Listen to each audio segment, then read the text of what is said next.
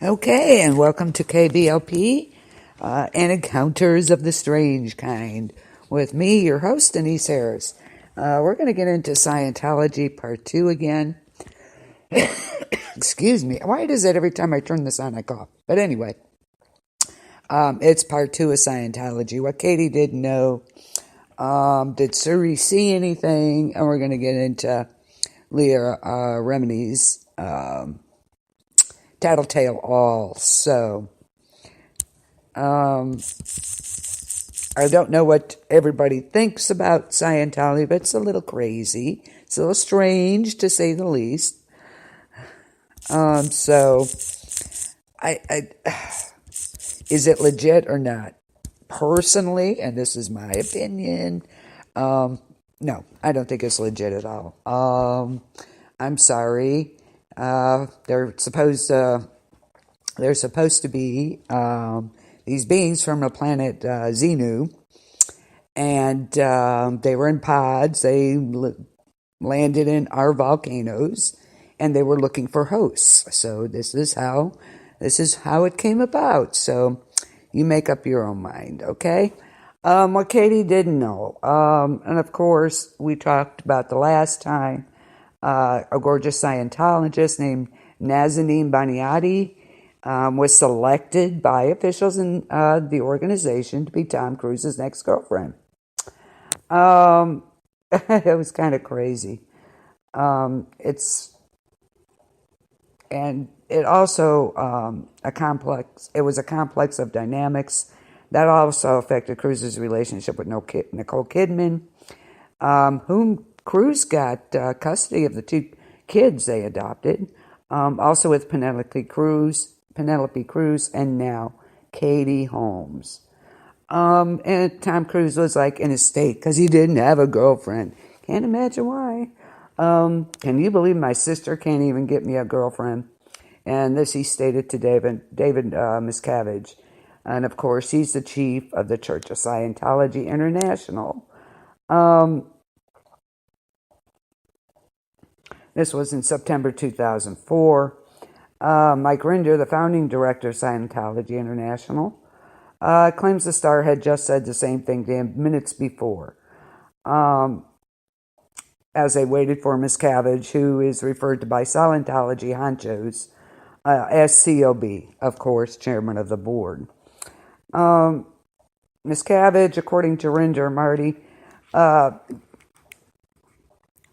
they prided themselves on being able to produce, with a snap of his fingers, anything Cruise wanted and desired, as well as to remove whatever he considered to be obstacles in the star's life, such as his last wife, Nicole Kidman, and his last girlfriend, Penelope Cruz.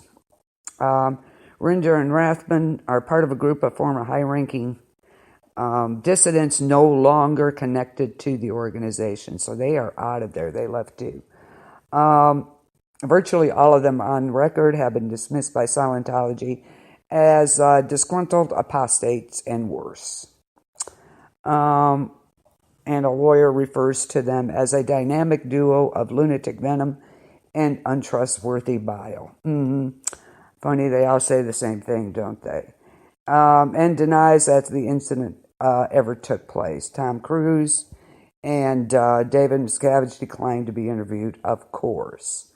According to several of these on-the-record sources, Scientology more and more came to be whatever Miscavige said it was. And both Kidman and Cruise had been found wanting in their embrace of the organization and unsuitable for the highly prized Cruise. Oh, please, he's not that great. Come on. It makes me wonder if there was any backdoor stuff with his roles in Mission Impossible. We may never know.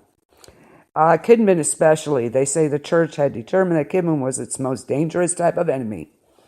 An SP, a suppressive person, who could threaten the spiritual well-being of Cruise and the two children they had adopted during their 10-year marriage. Of course, Cruise sued for divorce, and the children.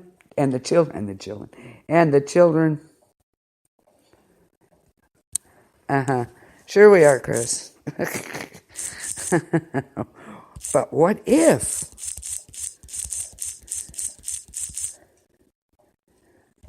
I'm typing, guys, so just a minute.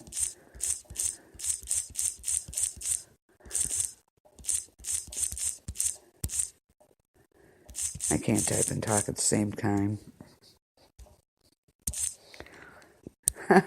Well, what if they're the normal ones? Oh, no. That's even a scarier thought, isn't it? But he sued and got the custody of the children. They were reportedly given a course in identifying suppressive persons.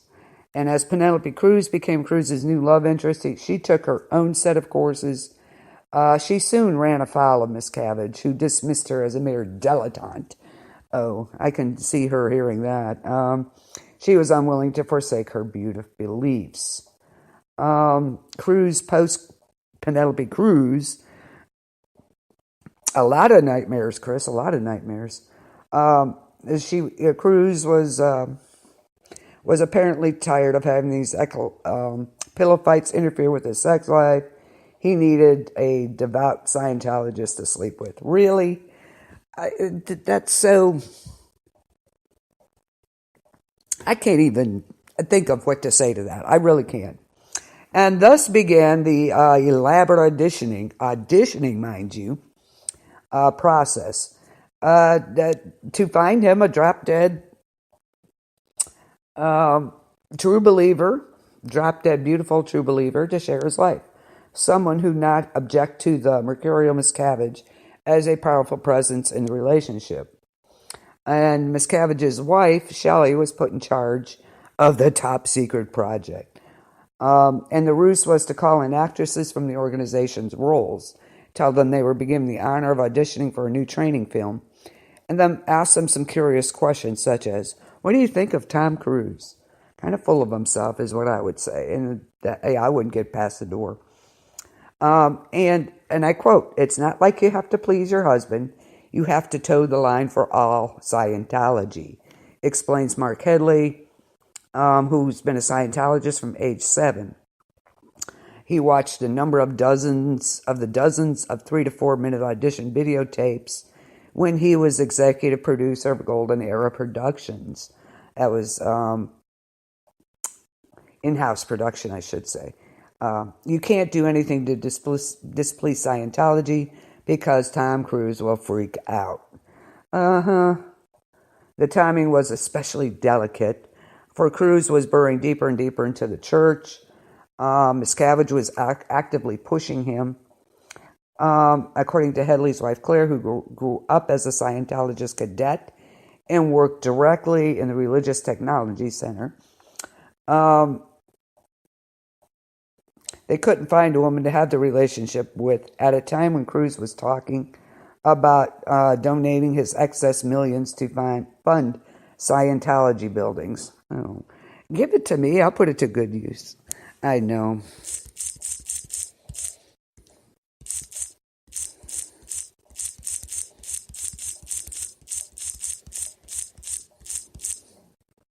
Typing again, sorry.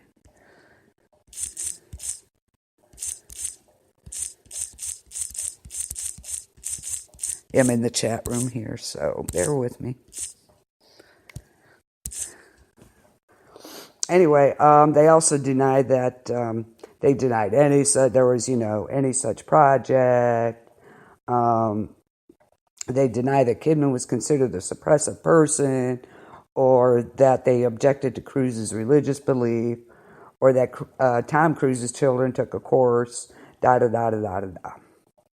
There can be no underestimating how valuable Cruise was.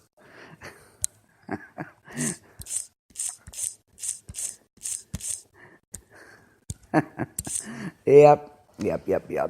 How valuable Cruise was to Scientology. Miscavige told us in a meeting that if he could, he'd make Tom Cruise Inspector General, second in command. That if he weren't Tom Cruise, the actor, he would be number 2.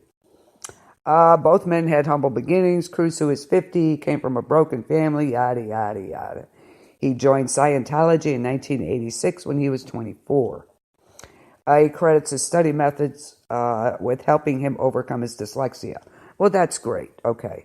He had gone on to make more than 30 films and reign as one of Hollywood's top stars for nearly 3 decades. His last one, Mission Impossible Ghost Protocol, brought in $700 million on its own. Granted, he was very good in those films, but I wonder how much backdooring was done on his behalf by the church. Miscavige, of course, he's 2 years older and a couple inches shorter than Cruise. He began working with, of course, L. Ron Hubbard, the founder of Scientology, as an assistant cameraman in 1977, and he was 17 at the time. Neither Cruise nor Miscavige attended college. By 1982, Miscavige was Hubbard's top aide, and in 1987, the year after Hubbard's death, he became the leader of the whole organization. Well, Scientology has claimed to have 8 million adherents around the world. Many questions that figure, some putting it as low as 40,000. In October 1993, during the first year of the Clinton administration, Scientology received its disputed status as a tax-exempt church, which I kind of questioned at the time. I don't think they should be tax-exempt at all. Sorry, my opinion. In the years leading up to that, thousands of Scientologists had sued the IRS claiming discrimination, yada, yada, yada, after the government began to audit their tax returns. I had employed the services of a former Deputy Assistant Attorney General, Gerald Pfeffer, a member of Washington's well-connected Williams & Connolly law firm. Perhaps the most notable joint public appearance of Cruise and Miscavige occurred weeks after the opening in Madrid, when Miscavige conferred the organization's Freedom Medal of Valor, an award created specially for Cruise, on the star at a black tie ceremony outside London. Cruise appeared both in person and on a bizarre videotape wearing black turtleneck and extolling Scientology. And of course, that went up on the internet. What a surprise, right? Check it out, believe me. Okay, past relationships.